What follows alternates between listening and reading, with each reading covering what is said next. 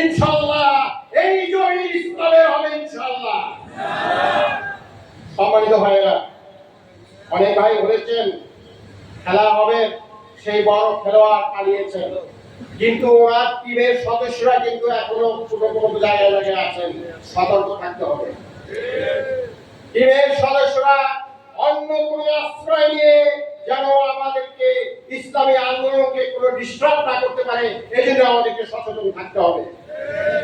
সম্মানিত ভাইয়েরা, আমাদের এই জালেম সরকার মনে করেছিল 1 তারিখ আগে তো নিবন্ধন আমাদেরকে বাতিল করেছেন, 1 আগস্টে আমাদের ব্যান করেছিলেন।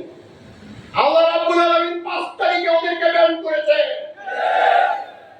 বাংলাদেশের জমিনে ফয়সালা তোমাদের দ্বারা হয় না, আল্লাহ রাব্বুল আলামিনের মাধ্যমে হয়।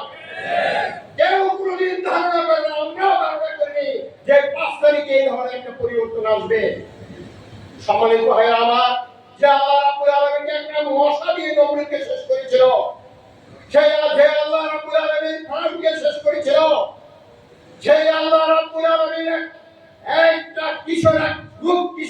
কিশোরের দ্বারা আজকে বাংলাদেশে তৃতীয় বারের মতো স্বাধীনতা দিয়েছে। সম্মানিত ভাইরা আমার, আমরা প্রথম স্বাধীনতা 47-এ, দ্বিতীয় স্বাধীনতা 71-এ, তৃতীয় স্বাধীনতা পেয়েছি 2024-এ। স্বাধীনতা আরো আসবে। আমাদের মন্দিরে পৌঁছার আগ পর্যন্ত, আমাদের চূড়ান্ত স্বাধীনতার আগ পর্যন্ত লড়াই যাব ইনশাআল্লাহ। সেখানে এই জন্য যত রক্ত দিতে হয় আমরা দেব ইনশাআল্লাহ। আমাদেরকে সচেতন থাকতে হবে, আমাদেরকে দায়ীর ভূমিকা পালন করতে হবে, কোরআনের দাওয়াত ঘরে ঘরে পৌঁছে দিতে হবে, তাই সম্ভবভাবে চূড়ান্ত স্বাধীনতা অর্জন করার। আসুন আমরা সেই চূড়ান্ত স্বাধীনতার জন্য অপেক্ষা করি, আমরা কাজ করে যাই। আল্লাহ রাব্বুল আলামিন আমাদের সাহায্য করবেন ইনশাআল্লাহ। এই আহ্বান জানিয়ে আমি আমার কথা শেষ করছি। আসসালামু আলাইকুম ওয়া রাহমাতুল্লাহি ওয়া বারাকাতুহু।